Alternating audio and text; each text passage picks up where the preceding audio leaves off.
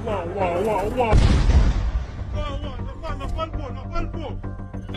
We are thousands of people here in Tel Aviv demonstrating against the war. The police is forcing us out because they say because there's a war, we're not allowed to demonstrate against the war.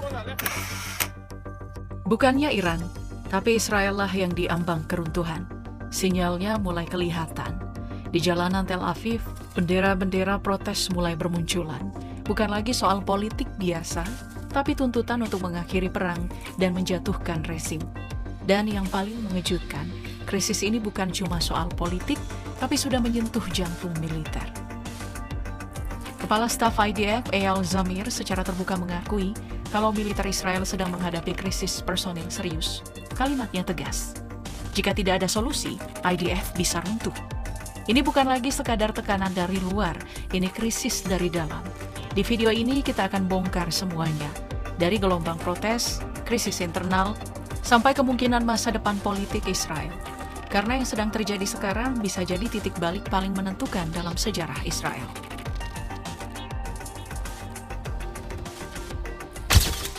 Tekanan terhadap Israel justru dimulai dari dalam.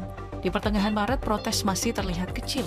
Hanya ratusan orang yang berkumpul di luar kediaman Perdana Menteri Benjamin Netanyahu di Yerusalem. Tuntutannya, Netanyahu mundur. Awalnya kondusif, terkontrol, tapi ini cuma permulaan. Di dalam hitungan hari, amarah pun membesar. Di Tel Aviv, ribuan orang turun ke jalan. Mereka bukan cuma menuntut diakhirinya perang di Iran, Lebanon, dan Gaza, tapi juga mengecam kebijakan kontroversial, termasuk wacana hukuman mati bagi warga Palestina. Ini jadi salah satu protes terbesar yang pernah terjadi sejak konflik memanas. Dan situasi mulai lepas kendali.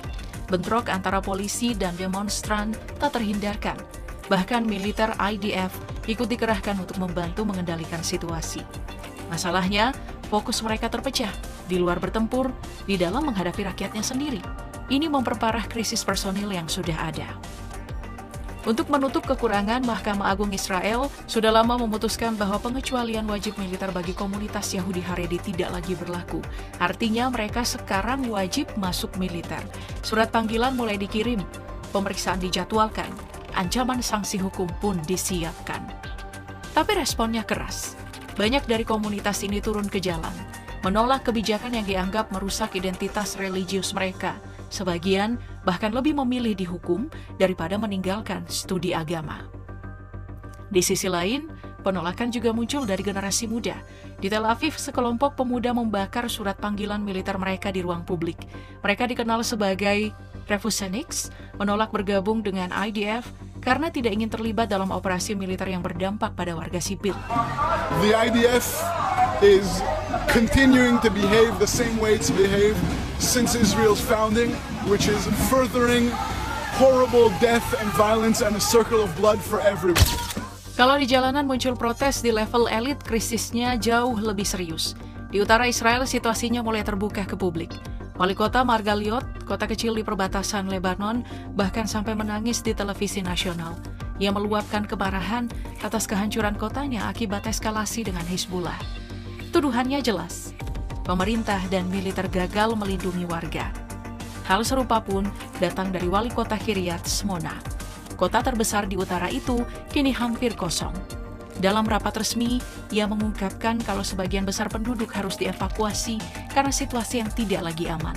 Artinya, wilayah pembatasan mulai ditinggalkan.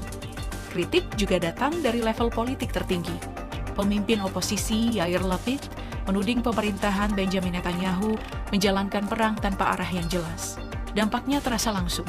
IDF, kekurangan personil, strategi tidak solid, dan tekanan terus meningkat. Situasi makin panas ketika juru bicara Netanyahu, Ziv Akmon, mengundurkan diri. Ini jadi sinyal kalau retakan juga terjadi di lingkar dalam kekuasaan.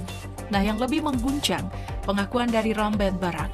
Bekas wakil Direktur Mossad ini menyebut investasi besar Mossad miliaran shekel gagal melemahkan Iran. Pernyataan ini muncul memicu saling tuding dengan Netanyahu yang justru menyalahkan pimpinan intelijen. Bahkan mantan Perdana Menteri Naftali Bennett ikut angkat bicara. Ia menilai Netanyahu kehilangan arah, dan operasi militer di Gaza serta Lebanon tidak menghasilkan kemenangan nyata. Akibatnya, kepercayaan publik runtuh. Dan perlahan muncul fenomena yang lebih mengkhawatirkan. Warga mulai meninggalkan Israel. Di tengah konflik yang terus meluas dan belum menunjukkan tanda mereda, militer Israel justru menghadapi krisis paling mendasar, kekurangan personil. Dan ini bukan sekadar spekulasi. Ini peringatan langsung dari pimpinan tertinggi militer. Kepala Staf IDF Eyal Zamir secara terbuka mengakui kalau setelah lebih dari 900 hari operasi tanpa jeda, kondisi pasukan berada di titik kritis. Bahkan ia memperingatkan, tanpa solusi cepat dan konkret, IDF bisa runtuh dari dalam. Masalah utamanya adalah beban yang terus membengkak. Pasukan cadangan kini dipaksa aktif di berbagai front sekaligus, Gaza, Lebanon, Suriah, tepi barat, hingga menghadapi potensi konflik langsung dengan Iran. Artinya, tidak ada ruang untuk istirahat. Rotasi semakin sempit, kelelahan fisik meningkat, dan tekanan mental mulai menggerus kesiapan tempur. Dalam kondisi seperti ini, efektivitas pasukan jelas menurun. Tapi tekanan bukan cuma datang dari medan perang. Pemerintahan Benjamin Netanyahu dinilai gagal membagi beban secara adil. Polemik wajib militer bagi komunitas ultra-ortodoks terus berlanjut, sementara kebutuhan personil semakin mendesak, dan di saat yang sama, eskalasi di tepi barat dan perluasan operasi militer justru menambah beban baru, bukan mengurangi tekanan, tapi memperluasnya. Laporan intelijen Rusia juga mengindikasikan kerugian signifikan, termasuk perwira, agen intelijen, hingga ribuan tentara. Nah, jika ini mendekati kenyataan, maka ini bukan lagi soal strategi, tapi soal daya tahan sistem militer itu sendiri. Dan sekarang pertanyaannya, kalau mesin perang mulai kelelahan, berapa lama lagi bisa bertahan sebelum benar-benar runtuh?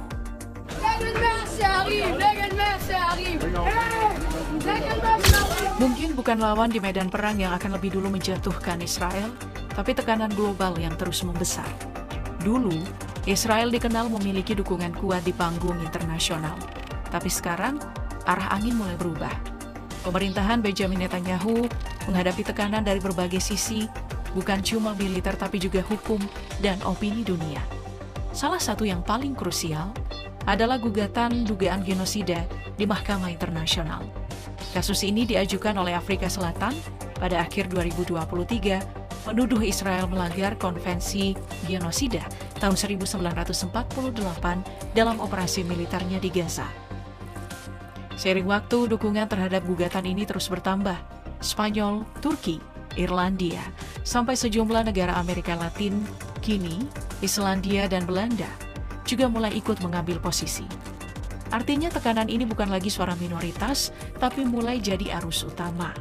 Di sisi lain, jurnalis Richard Engel mengungkapkan bahwa Israel bahkan menyeret Amerika Serikat lebih dalam ke dalam konflik ini.